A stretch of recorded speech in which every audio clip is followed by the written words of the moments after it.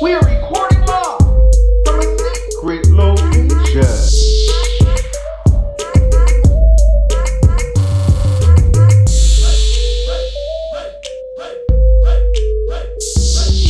Be original, bitch. Be original, bitch. Be original. Be original. Be original, bitch.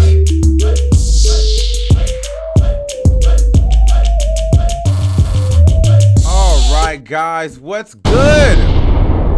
All right, it's Armand and we're back with another video. I'm glad you guys have made it here. I'm not really that excited. Number one, because I got this damn cough and I'm trying to get through it. But listen, we got to talk to Tekashi 6ix9ine.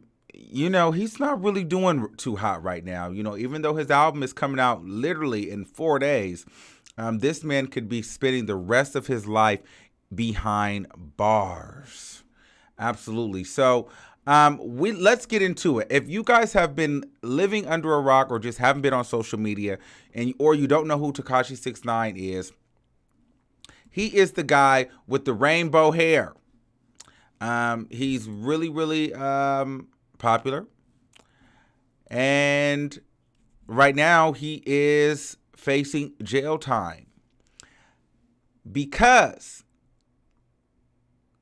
Tekashi, his recently fired manager, and two of his other former associates are in federal custody after getting busted on racketeering charges. Now, if you don't know what racketeering is, because shit, I didn't know either. Racketeering is basically organized crime. So basically, you set up an idea or a plan to go commit crimes or to harm other people as a group. So that's what racketeering is, and it's a way for them to arrest you all versus like, I guess, one individually. They do, police use this with mob groups and gangs, and, you know, they group them all together and then they hit them all with a bunch of charges. Okay? So they've been busted on racketeering charges, which, according to TMZ, which almost certainly means that the rappers are going to prison. Okay? Law enforcement tell us that 6ix9ine was arrested Sunday night by the ATF agents and in NYC, and the agents also hauled in his ex-manager Shotty at the same time. You'll recall that Tekashi had just fired Shotty and much of his management team just last week. One of the other suspects arrested is Fahim Walker, a.k.a. Crippy. Don't know who that nigga is, but he apparently got shot a few weeks ago during an altercation with Tekashi's record label. Also, all 4 men are facing racketeering and firearm charges. We're told the investigation was a joint effort by the ATF, NYPD, and Homeland Security. That is a lot of police. So they are not playing with him. That's a lot of damn police. Now, in the 7-page indictment obtained, 17 pages. In the 17-page indictment obtained by TMZ, Tekashi is facing 6 counts, the most serious of which is discharging a firearm while committing a crime. That count carries a possible life sentence and a mandatory minimum of 25 years in prison. So that means if he gets convicted of that crime, it's a mandatory minimum of 25 years. The dude is only 23. So he's going to be in jail until he's well into his 50s. Damn. Talk about dropping an album. This better be the best album yet. It's going to be your last if you get convicted. Stupid. It will literally be his first and last album. I couldn't see a Tekashi comeback album at 54. Can you?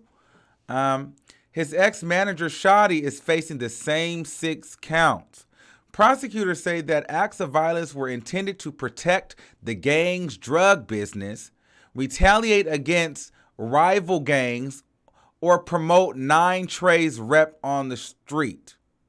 So Nine Trey is like Nine Trey Bloods. Like, so I guess that's the gang.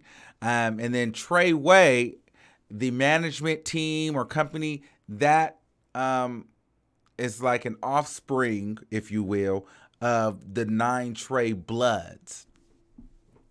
Now, all this shit details all the way back from 2013. So they've been building a case on Tekashi and his team for the last 5 years. I even watched the Breakfast Club interview where he would even mention that, he's seen federal cars just sitting outside of his house. Like, so I feel like he knew something was coming. And also, he just fired his management team. Why did you do that? Did you possibly know that something was happening? Were you trying to distance yourself? Were you trying to look as though you weren't affiliated with them anymore? He fired majority all of them. And so I find that pretty interesting that all of that has happened last week. And then, boom, he's arrested this week. Now, Tekashi has also been denied bail. So his lawyer was trying to get him bail if he paid $750,000 and surrendered his passport and remained on house arrest. But the court shut that down. They said, nope, you know too many people, you have way too much money, and you have way too many connections throughout the world. You're too much of a flight risk. You cannot do it. We don't even want to take that chance. Nope. So bail is denied for now. But the lawyer plans on filing an appeal with the judge during a bail hearing Tuesday. The people are saying that Tekashi has appeared calm in court, even though his hands and feet were shackled. His family, including his mother, was present during the arraignment. Now, I do have a picture that a cartoonist has drawn up of Tekashi while he was actually in court. Now, also what you're about to see here, this is a little bit disturbing, but it is a gun that was also obtained from Tekashi's residence back in September by the police. And this gun, let me show you. Wow. So that's Tekashi. Hold on. That's Tekashi in court today. Right here. And then this is the gun. Oh my God. That is a hell of a gun. So this is an AR-15 style rifle. This was recovered back at his Brooklyn home in September by the feds. So Tekashi, I guess he was about that life, or at least he was the ringleader, getting these niggas together. I guess they were some true bloods. But see, the thing is,